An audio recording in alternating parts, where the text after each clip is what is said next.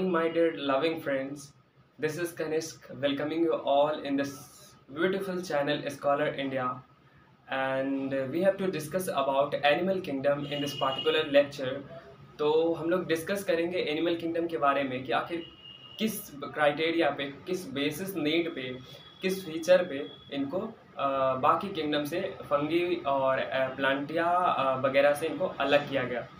तो इस लेक्चर में हम लोग इन्हीं सब बारे में डिस्कस करेंगे। और जैसा कि हम लोग जानते हैं कि एनिमल किंगडम बोर्ड लेवल के एग्जाम और नीट लेवल दोनों से ही इम्पोर्टेंट लिंक रखती है, जिससे क्वेश्चन बनाई जाती है। तो हम लोग ये देखेंगे कि क्वेश्चन आखिर किधर से ज़्यादा बनती है।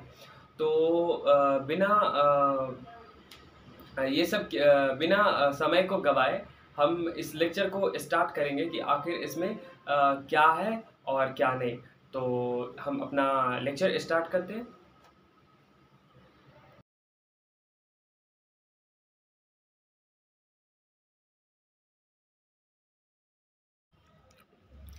तो चलिए हम लेक्चर स्टार्ट करने से पहले एक मोटिवेशनल लाइन देख ले, जो कि कुछ इस प्रकार है।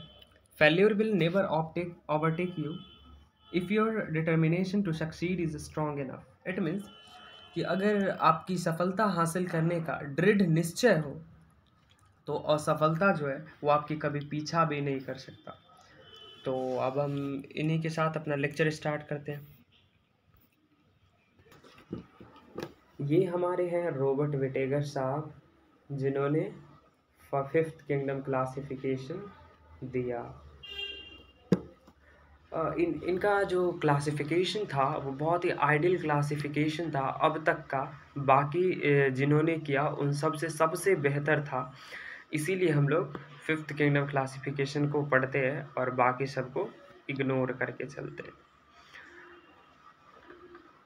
तो इन्होंने जो दिया उनमें फर्स्ट जो था वो था किंगडम मोनेरा, दूसरा जो था किंगडम प्रोटेस्टा, तीसरा किंगडम फंगी, चौथा kingdom plantae and last one animalia, जिसके बारे में हम लोग इस लेक्चर में, इस पार्टिकुलर लेक्चर में विस्तार पूर्वक पढ़ेंगे। जो आखिर क्या क्या इसमें बातें हैं, कुछ इम्पॉर्टेंट बातें पढ़ूंगा जो कि एग्ज़ाम से काफ़ी कोरिलेट करती है।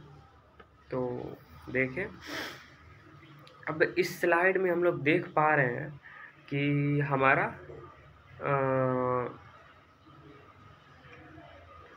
दिया गया है कि फीचर क्या था जिनकी वजह से एनिमलिया किंगडम को अलग किया गया। तो उनकी जो पहली फीचर थी जिसकी वजह से एनिमलिया किंगडम अलग हुई, वो जो थी वो मल्टी सेलुलर थी। ये तो कोई बेसिक फीचर नहीं थी, मतलब इम्पॉर्टेंट तो नहीं थी, क्योंकि प्लांट भी मल्टी सेलुलर थे, फंगी भी मल्टी सेलुलर थे, तो ये तो कॉमन हो गई। बट ये जो मोड ऑफ न्यूट्रिएशन है, हेटेरोट्रॉपिक मोड ऑफ न्यूट्रिएशन, ये इम्पॉर्टेंट थे, क्योंकि प्लांट और फंगी ये दोनों ऑटोट्रॉपिक मोड ऑफ न्यूट्रिएशन थे, जबकि एनिमल हेटेरोट्रॉपिक मोड ऑफ न्यूट्रिएशन था। एक फीचर यह भी है कि प्लांट के पास सेल वॉल थी और फंगी के पास भी थी। फंगी का सेल वॉल काइटिन से बना था, उसके पास भी सेल वॉल थी, और प्लांट के पास भी सेल वॉल थी जो कि सेलुलोज से बनी थी। बट एनिमल के पास ऐसा कोई फीचर नहीं था कि उसके पास सेल वॉल प्रेजेंट हो। इसकी वजह से भी एनिमल को अलग कर दिया गया। थर्ड जो है वो यूकैरियोटिक सेल है, और चौथा जो है वो मोबाइल है, क्योंकि प्लांट किंगडम वगैरह में ये थी कि वो सेसाइल थे, यानी एक जगह से दूसरे जगह मूव नहीं करती थी। उनको जो चाहिए होता था वो उसी जगह पे अपना हासिल करते थे, या फिर एब्जॉर्ब करते थे, या फिर गेन करते थे, कह सकते। बट हम लोगों के अंदर, एनिमल के अंदर एक ऐसी फीचर पाई गई जो कि मोबाइल थी, यानी वो एक जगह से दूसरे जगह जा सकती थी अपने बेसिक नीड को फुलफिल करने के लिए। और आखिरी जो फीचर थी वो थी नर्व सेल और सेंसरी सेल, यानी ह्यूमन के पास ये, एनिमल के पास ये क्राइटेरिया था कि वह किसी भी चीज़ को सेंस कर सकते थे कि उनके सराउंडिंग में क्या चल रहा है, क्या बरसात है, क्या सर्दी है, क्या ग्रीष्म है, ये सबको वो सेंस कर सकते थे, उनके पास सेंस करने की कैपेबिलिटी थी, सेंस ऑफ पावर थी।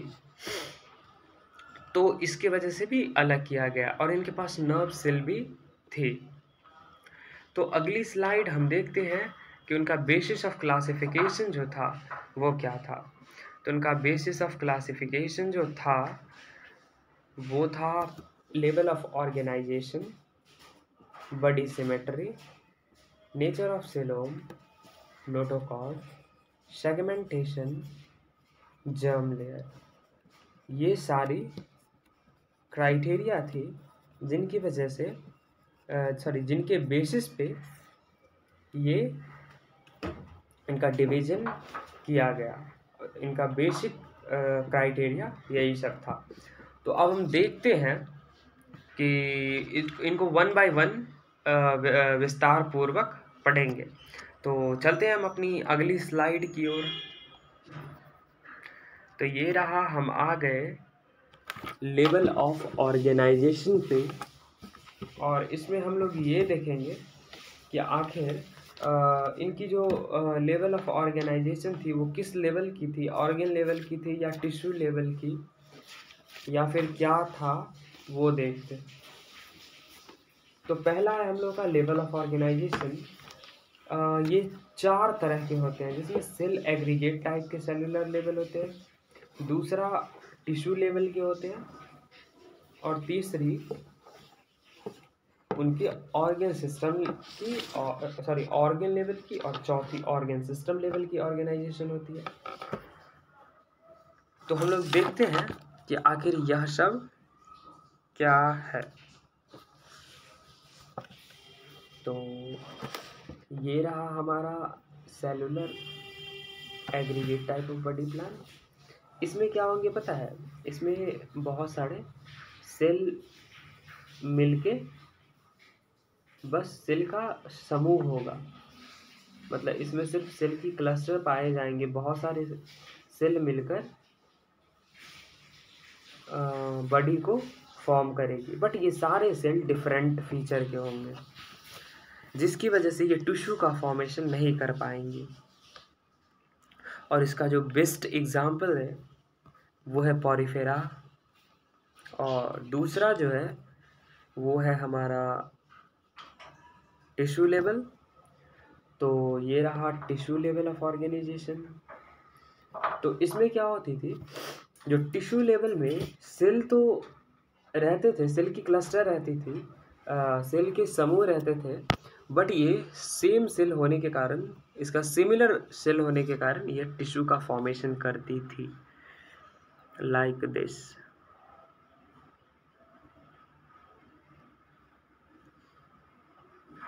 ये छोटा बन गया, बट ऐसा ही कुछ सिमिलर सेल थे। तो ये एक टिश्यू लेवल की ऑर्गेनाइजेशन हो गई। और इसका जो बेस्ट एग्जाम्पल था वो था निडेरिया या फिर टेनोफोरा। तो इसको हम लोग याद रखेंगे। और तीसरा जो है वो है ऑर्गन लेवल ऑफ ऑर्गेनाइजेशन। इसमें बहुत सारे सेल मिलके टिश्यू का फॉर्मेशन करेंगी, और टिश्यू जो है वो एक ऑर्गन को फॉर्म करेगी।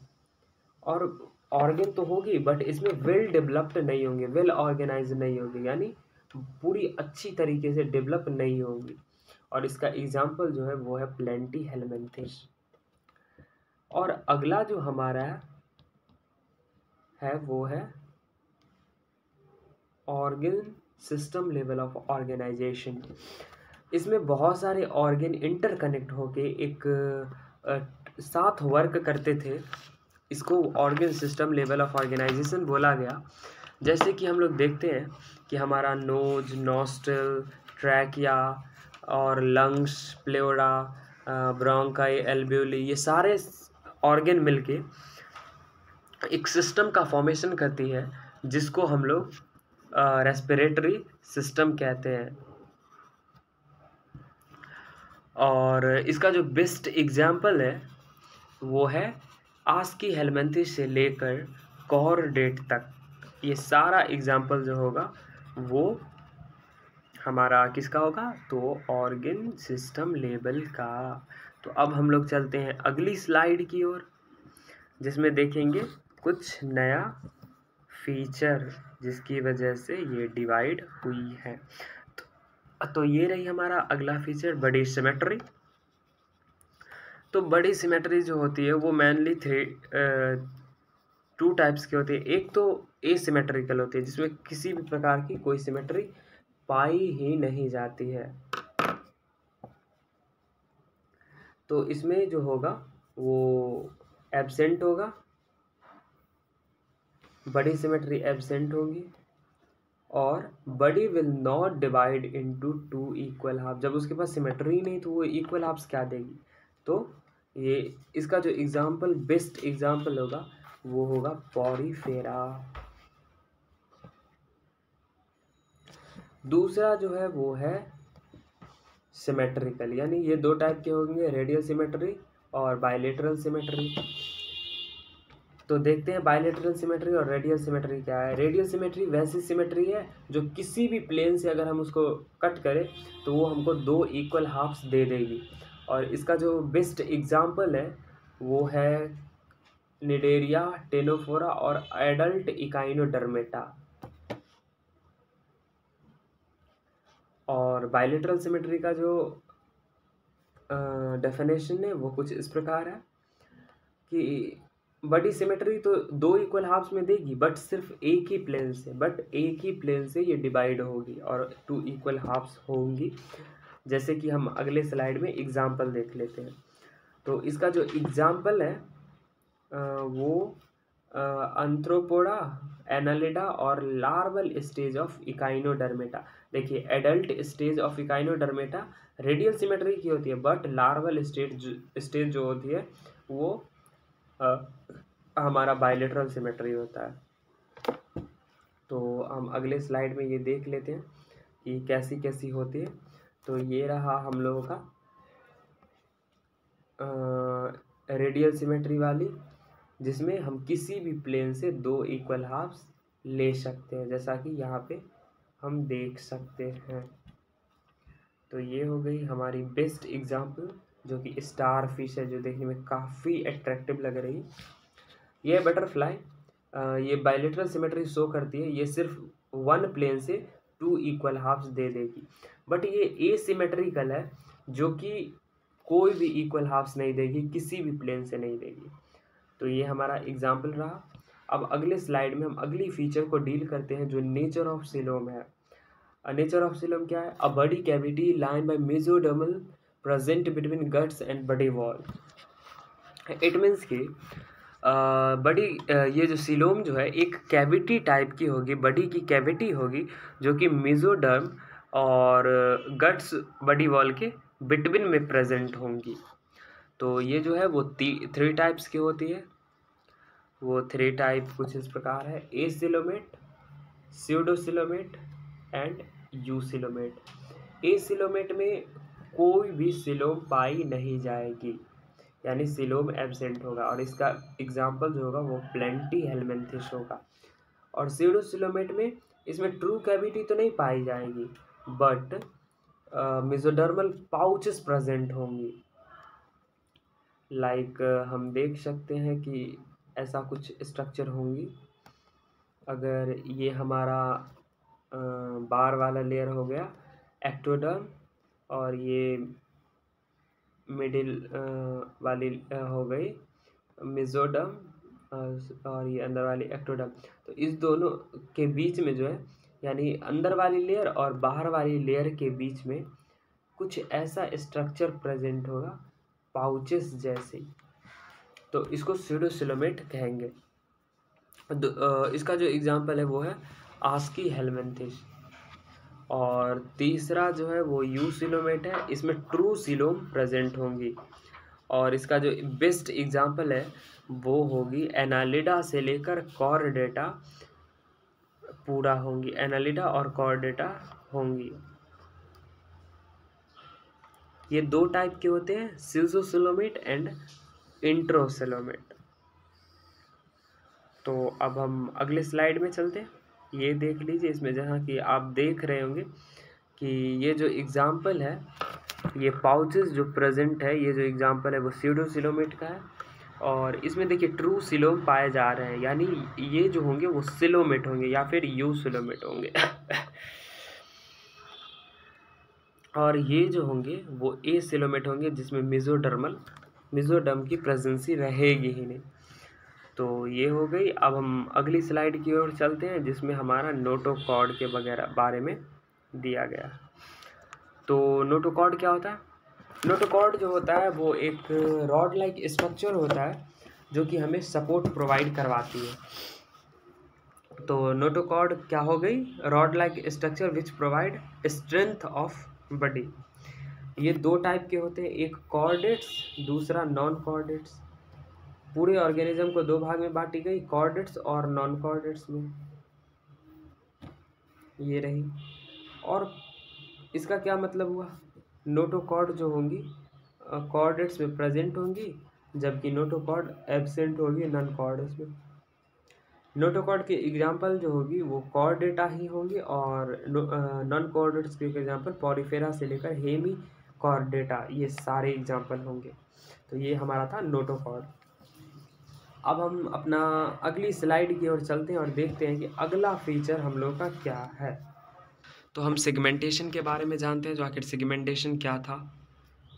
तो सेगमेंटेशन जो होगी वो दो होंगी, एक एक्सटर्नली हो सकते हैं, एक इंटरनली हो सकती है। इसमें मेटामेर्स और ऑर्गन की रिपीटेशन होती है। सेगमेंटेशन जो होती है वो टू टाइप की होती है, एक यू सेगमेंटेड, दूसरा स्यूडो सेगमेंटेड। तो इसका यू सेगमेंटेड और स्यूडो सेगमेंट का तो आप मतलब समझ ही रहे होंगे जो क्या होता है। देखिए यू का मतलब होता है ट्रू, क्योंकि इस लेक्चर में हम बार बार यू का मतलब और स्यूडो का मतलब जान रहे हैं कि स्यूडो का मतलब फॉल्स होता है और यू का मतलब ट्रू होता है। तो यू सेगमेंटेड का मतलब आप जान ही रहे होंगे कि यू सेगमेंटेड का मतलब हुआ जो इसमें मेटामेरिज्म होंगी, प्रेजेंट होंगी। और इसका जो एग्जाम्पल होगा वो कॉर्डेटा, अंथ्रोपोडा और एनालिडा होगा। जबकि स्यूडो सेगमेंट में फॉल्स सेगमेंट पाए जाएंगे, जो कि पॉरीफेरा से लेकर हेमिकॉर्डेटा, ये सारे ग्रुप होंगी। तो अब हम अगले स्लाइड में देखते हैं, जर्म लेयर के बारे में जिक्र करते हैं। तो जर्म लेयर क्या है? तो ये हमारे स्टार्टिंग स्टेज में पाई जाती है, जिस समय हम लोग मदर के वॉर्म में होते हैं। ये एक प्रोटेक्टिव लेयर होती है जो कि उस समय हमें प्रोटेक्ट करके रखती है। तो ये भी दो टाइप के हैं, डिप्लोब्लास्टिक और ट्रिप्लोब्लास्टिक। डिप्लोब्लास्टिक में 2 जर्म लेयर पाए जाएंगे, बाहर वाली एक्टोडर्म, अंदर वाली इंडोडर्म। इसका जो एग्जांपल होगी वो सेलेंट्रेटा और टेनोफोरा होगा। और ट्रिपल ब्लास्टिक जो होगी इसमें 3 जर्म लेयर पाए जाएंगे, बाहर वाला एक्टोडर्म, अंदर वाली इंडोडर्म और मिडिल वाली मेसोडर्म।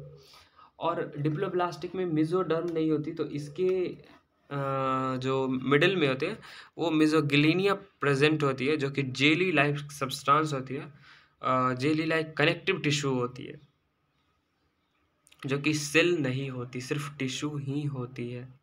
और इसका जो एग्जाम्पल है वो प्लेंटी हेलमेंथिस से लेकर कॉर्डेटा तक होंगी। और भी सारे फीचर्स थी जो कि रिप्रोडक्शन थी। जो रिप्रोडक्शन किस प्रकार की होगी, तो रिप्रोडक्शन भी दो तरह की होती है, यूनिसेक्सुअल, बायसेक्सुअल। यूनिसेक्सुअल या फिर डायोसिस, जिसमें केवल वन सेक्सुअलिटी पाई जाएंगी। और डायोसिस का मतलब हुआ 2 फॉर्म्स। इसमें सेक्सेस सेपरेट रहेंगी, जबकि बाइसेक्सुअल की बात कर ले तो इसमें सेक्सेस सेपरेट नहीं रहेंगे। दोनों तरह की रिप्रोडक्टिव ऑर्गन एक ही बॉडी के अंदर पाई जाएंगी। तो लाइक ओवरी एंड टेस्टिस दोनों एक ही बॉडी के अंदर प्रेजेंट होंगी। तो ये हमारा रिप्रोडक्टिव सिस्टम का वो हो गया। अब एक और थी फर्टिलाइजेशन या फिर डेवलपमेंट। उसमें फर्टिलाइजेशन किस प्रकार की होगी थी, डेवलपमेंट किस प्रकार की होती है। तो फर्टिलाइजेशन भी दो टाइप की होती है, एक इंटरनल फर्टिलाइजेशन और दूसरा एक्सटर्नल फर्टिलाइजेशन। तो इंटरनल फर्टिलाइजेशन में होती क्या है, इंटरनल फर्टिलाइजेशन में फर्टिलाइजेशन जो होगी वो बॉडी के अंदर होंगी, जिसमें एग्जांपल होंगी human being, mammals, apps, reptilia group, और कुछ फंगी भी होंगी, कुछ अलगी भी होंगी, और ब्रायोफाइटा भी होगा इसका एग्जांपल, टेरिडोफाइटा भी होगा। तो ये सब ये सब एग्जाम्पल है हमारा इंटरनल फर्टिलाइजेशन का। फिर एक्सटर्नल फर्टिलाइजेशन में क्या होता है? एक्सटर्नल फर्टिलाइजेशन में फर्टिलाइजेशन जो होगी वो आउटसाइड ऑफ बॉडी होगी। लाइक कि ये ज़्यादातर फिश में पाई जाती है और फ्रॉग में पाई जाती है और बहुत सारे एम्फीबियंस ग्रुप में पाई जाती है। तो ये हो गया हमारा एक्सटर्नल फर्टिलाइजेशन। और ये एक्सटर्नल फर्टिलाइजेशन जो होगी वो आउटसाइड द बॉडी होगी। इसमें मतलब इसमें किसी भी प्रकार का मतलब प्रोटेक्टिव नहीं होंगी, क्योंकि इंटरनल फर्टिलाइजेशन में फर्टिलाइजेशन जाइगोट जो होती है वो काफ़ी प्रोटेक्टिव होती है। बट एक्सटर्नल फर्टिलाइजेशन में ऐसी कोई क्राइटेरिया नहीं होगी। और एक्सटर्नल फर्टिलाइजेशन में जो होंगी वो गैमीट का जो फॉर्मेशन होगा वो बहुत हाईली अमाउंट में होगा, मिलियंस और थाउजेंड्स में होंगे। बट इंटरनल फर्टिलाइजेशन के केस में फीमेल के केस में सिंगल का फॉर्मेशन होगा, बट मेल में ज़्यादा होंगी, मिलियंस और थाउजेंड्स होंगी। तो ये था। और उसके बाद डेवलपमेंट की बात करें तो डेवलपमेंट दो तरह की होती है, एक डायरेक्ट डेवलपमेंट, दूसरा इनडायरेक्ट डेवलपमेंट।